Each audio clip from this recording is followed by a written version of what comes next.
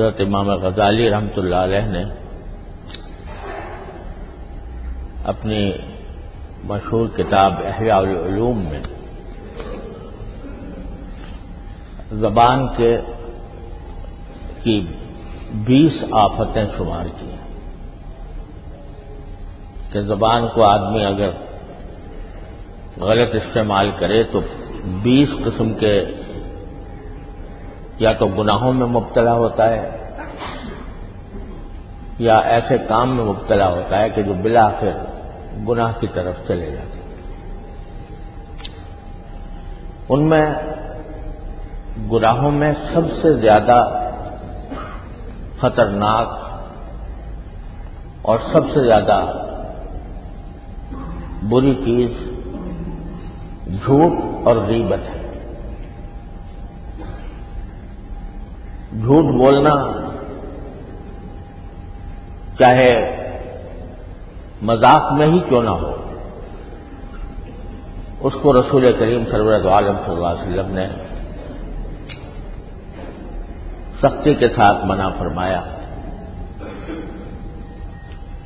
ایک حدیث میں آتا ہے کہ ایک مرتبہ رسول کریم صلی اللہ علیہ وسلم نے حاضرین مجلس سے فرمایا کہ الا اخبرکم باکبر الکبائر، کیا میں تمہیں نہ بتاؤں کہ سارے کبیرہ گناہوں میں سب سے بڑا گناہ کون سا ہے؟ تو 3 چیزوں کا ذکر فرمایا۔ الاشراک باللہ، کہ اشراک باللہ، اللہ کے ساتھ شریک ٹھہرانا رکھتی، اور حقوق الوالدین یعنی والدین کی نافرمانی کرنا۔ پھر تیسری بات جب فرمانے لگے تو ٹیک لگا کر بیٹھے ہوئے تھے، آگے کی طرف جھک گئے اور فرمایا کہ جھوٹی بات، وقول الزور، اور بعض روایتوں میں شہادت الزور، جھوٹی گواہی دینا یا جھوٹی بات کہنا۔ اور پھر یہ مسلسل کہتے ہیں الا وقول الزور وقول الزور وقول الزور، بار بار فرماتے رہے کہ جھوٹ بات کہنا یہ اکبر الکبائر میں داخل ہے، یعنی سب سے بڑے گناہ جو ہیں دنیا میں ان میں یہ داخل ہے۔ صرف والدین کی نافرمانی اور جھوٹی بات۔ تو یہ قول الزور کا جب ذکر آیا تو اس وقت آپ نے آگے بڑھ کر، ٹیک لگائے ہوئے تھے، آگے بڑھ کر بار بار اس کو دہرایا تاکہ لوگوں کو یہ اہمیت معلوم ہو کہ جھوٹی بات جو ہے، جھوٹ، یہ کتنا بڑا گناہ ہے، کتنی بڑی مصیبت کی چیز ہے۔ تو معمولی چیز نہیں ہے، ذرا سی دیر میں آدمی ایک لمحے میں زبان سے ایسی بات نکال دیتا ہے جو واقعے کے خلاف ہوتی ہے، تو یہ جھوٹ ہو جاتا ہے، اور اس کے نتیجے میں اللہ تعالیٰ معاف کرے بہت ہی خطرناک انسان کا انجام ہو سکتا ہے۔ اور یہ جھوٹ بعض اوقات تو آدمی جھوٹ کے قصد سے بولتا ہے، یعنی ارادہ ہی یہ ہے کہ جھوٹ بولوں گا، یہ تو ہے ہی ظاہر ہے حرام، لیکن بعض اوقات آدمی کو خیال نہیں ہوتا کہ میں یہ کام جو کر رہا ہوں یہ کوئی جھوٹ ہے یا گناہ کا کام ہے، لیکن حقیقت میں وہ جھوٹ ہوتا ہے۔ وہ کیا ہے؟ آج کل جیسے کہ عام رواج بن گیا ہے جھوٹے سرٹیفکیٹ بنوانے کا، جھوٹے سرٹیفکیٹ بنوانے کا۔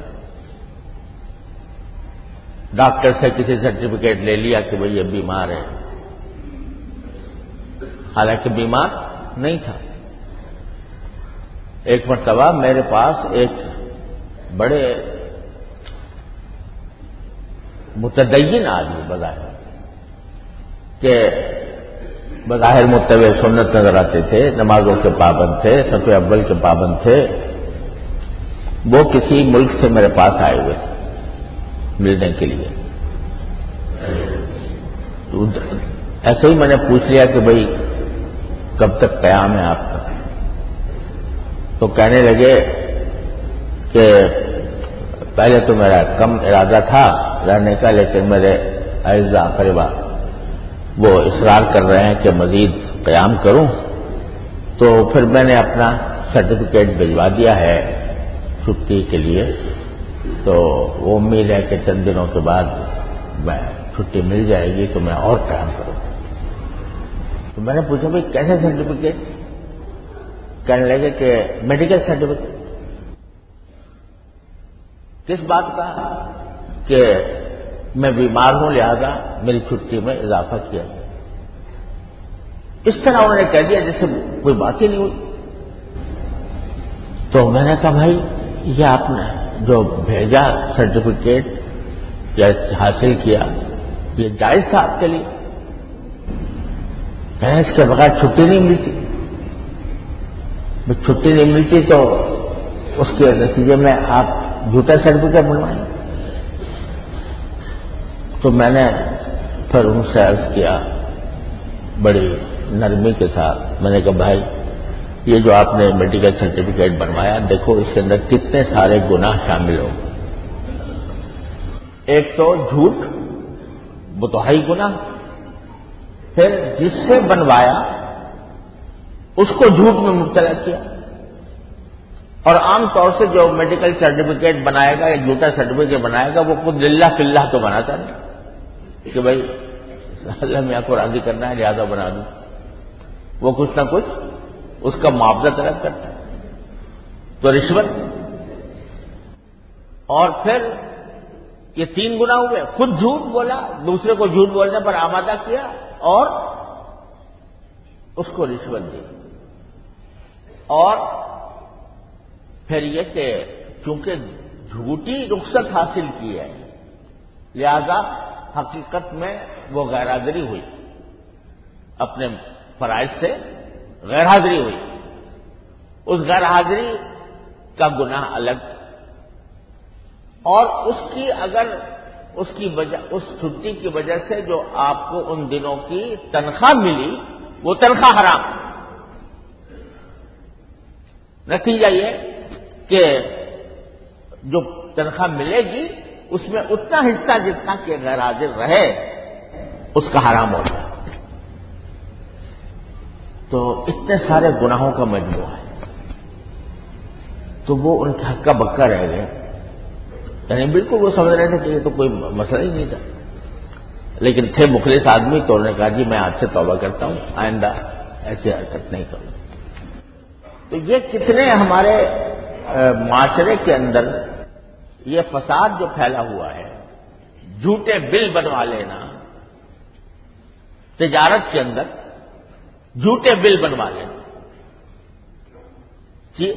پیسے کم کی خریداری ہوئی ہے لیکن اس سے کہہ دیا بھائی زیادہ کی بنوا دو تاکہ میں جہاں سے مجھے وصول کرنا ہے وہ میں وصول کر لوں، جھوٹا سرٹیفکیٹ جھوٹا بل بنوا لیا۔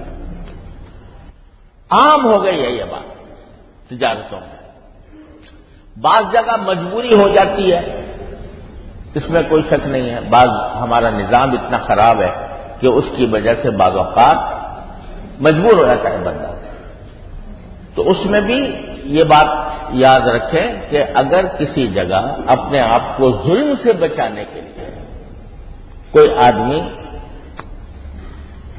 جس کو کہتے ہیں انڈر انوائسنگ کرنا، کہ بل جو ہے وہ اصل میں زیادہ کا تھا کم بنوایا، تو ظلم سے بچنے کے لیے اس کی گنجائش ہے، لیکن کم تھی اصل قیمت اور زیادہ بل بنوا لیا، یہ کسی صورت ہے جائز نہیں ہے، کسی بھی صورت یہ حرام ہے قطعا۔ تو یہ عام ہو گئی ہے چیز، اور کوئی یہ نہیں سمجھتا کہ میں جھوٹ کام کر رہا ہوں، میں غلط کام کر رہا ہوں، گناہ کر رہا ہوں۔ ایک آدمی اگر کوئی غلط کام کرے یا گناہ کرے اور دل میں شرمندہ بھی ہو کہ بھئی مجھ سے یہ کام غلط ہو گیا، اس پر ہو سکتا ہے اس کے استغفار کی توفیق ہو جائے، توبہ کی توفیق ہو جائے، لیکن جس چیز کو آدمی جھوٹ سمجھتا ہی نہیں اور بے دریغ کام کر رہا ہے، تو یہ تو اللہ بچائے یہ چوری اور سینہ زوری ہے جو انتہائی خطرناک بات ہے۔ اسی طرح جو ہمارے معاشرے کے اندر جھوٹ کا ایک پہلو جس کو کہ جھوٹ سمجھا نہیں جاتا، وہ یہ ہے کہ کوئی بات کہیں سنی اور وہ اس کی تحقیق نہیں ہے، پتہ نہیں، حقیقت معلوم نہیں ہے کہ باقی یہ بات سچ ہے یا غلط ہے، جھوٹ ہے، اس کو بغیر تحقیق کے آگے بیان کر دیا، اس کی تحقیق نہیں کی کہ یہ بات صحیح ہے غلط ہے، اور آگے بیان کر دیا۔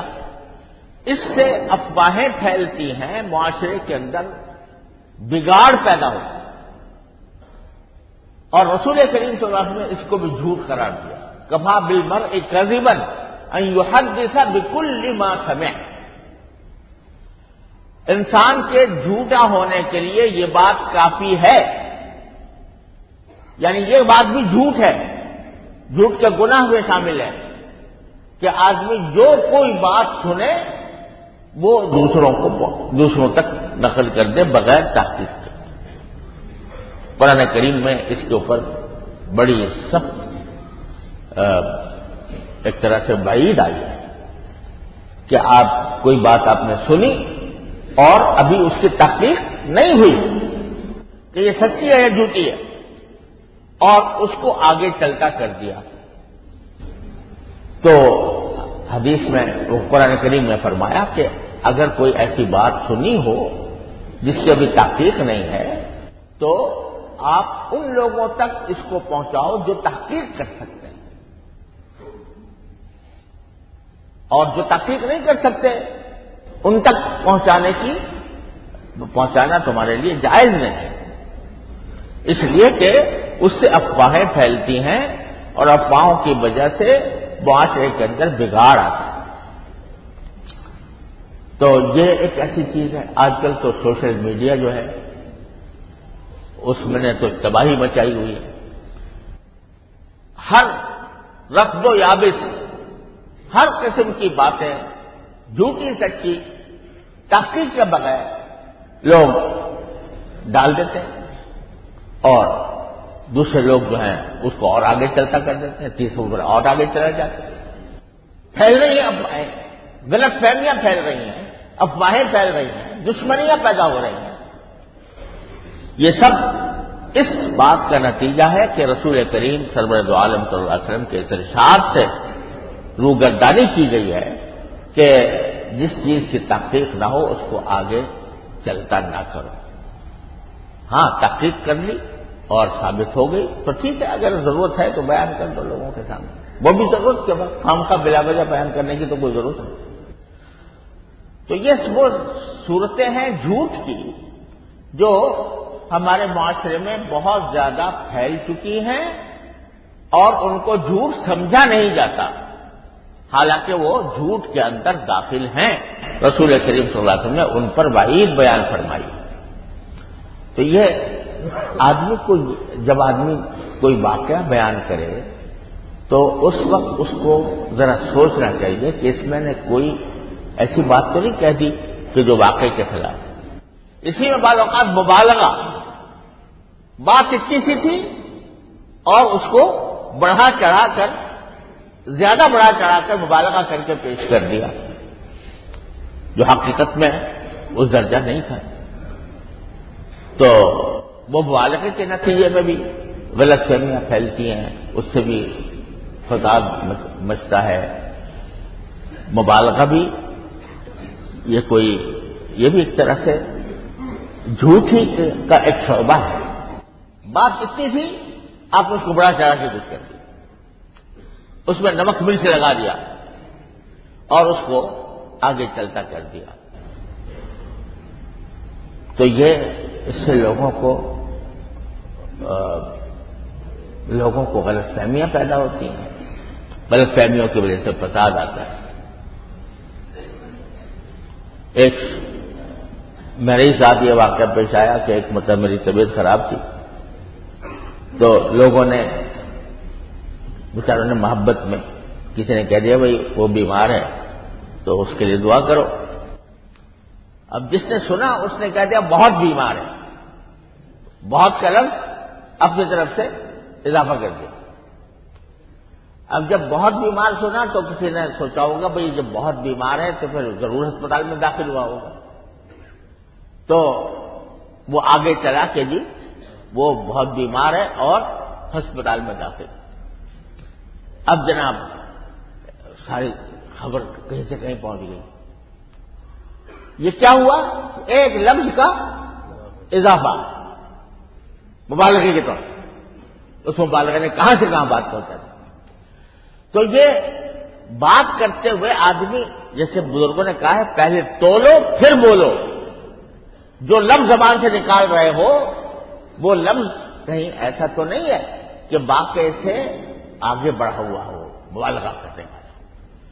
تو ان باتوں کا خیال چونکہ نہیں رہتا اس واسطے ہم لوگ غیر شعوری طور پر جھوٹ میں مبتلا ہو جائیں. یہ ساری صورتیں جھوٹ کی ہیں.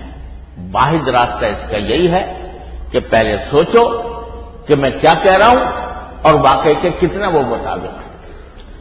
اللہ تبارک و تعالیٰ اپنے فضل و کرم سے ہم سب کی اس غلط بیانی سے ہماری حفاظت فرمائے اور اس کی جو مختلف صورتیں ہمارے ہاں پھیل گئی ہیں اللہ تعالیٰ ان سے بچنے کی توفیق عطا فرمائے. وآخر دعوانا الحمدللہ رب العالمین.